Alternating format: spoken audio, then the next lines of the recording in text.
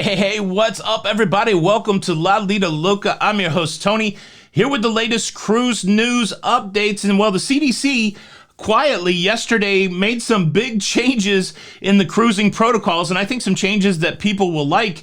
First and foremost, they have changed their stance on quarantine. Previously to the change yesterday, if someone tested positive on a cruise ship, they had to be moved from their cabin to an isolation area. Each cruise ship has to have an isolation area, and sometimes that meant you would go from a cabin like a balcony or a suite or an ocean view. Sometimes that meant you would go to the isolation area, which would be on a lower deck with inside cabins. And so a lot of people are like, dang man, I went from a decent balcony and now I got to isolate down here in this windowless cabin.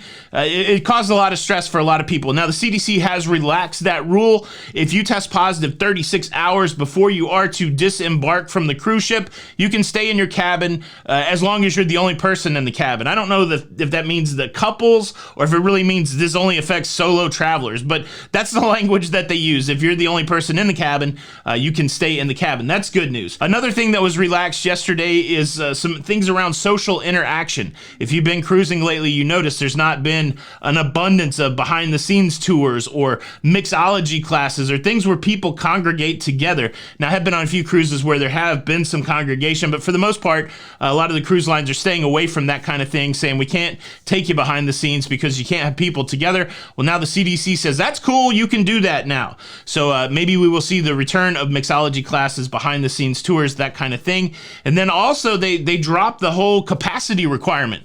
Cruise lines can now cruise at 100% without any guff from the CDC, and they've also removed the requirement for physical distancing when it comes to short excursions.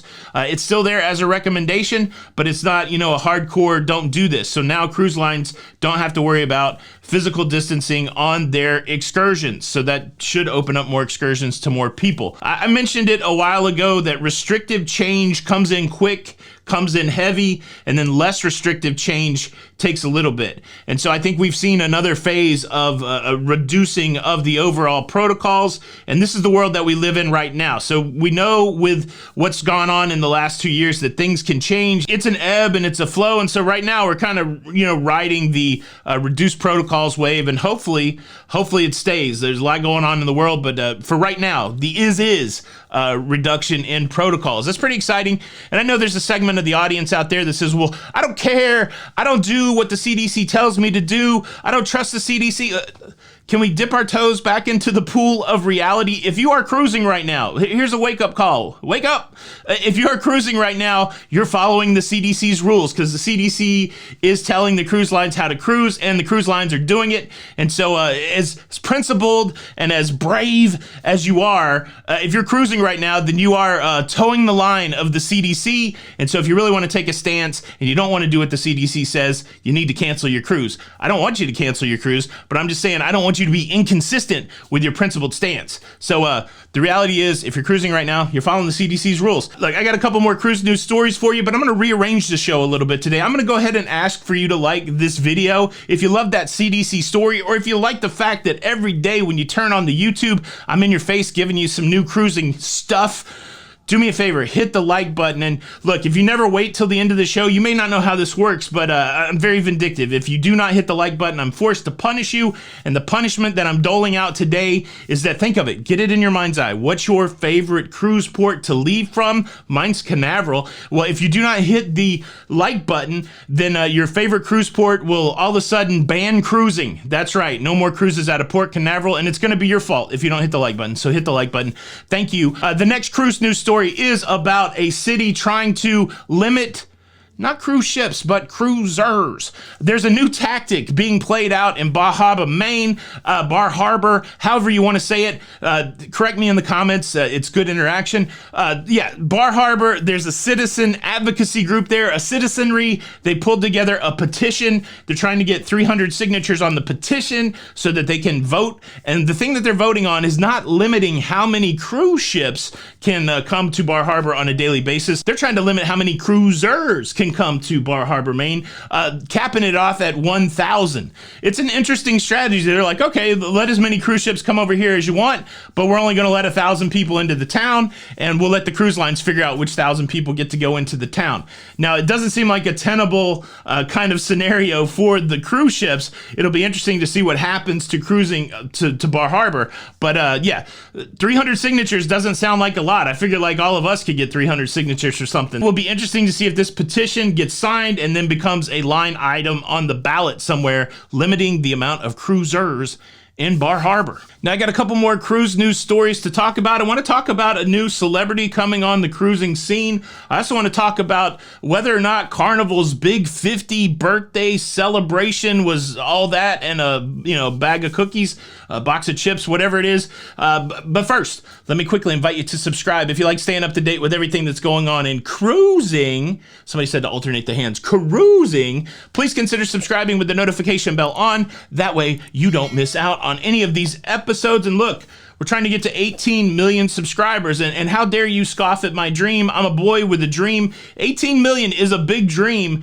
and all I'm encouraging you guys to do is dream big. What's the next thing that you're going for? Dream a little bigger, reach for the stars, and you might grab the sun. I don't know what that saying is either.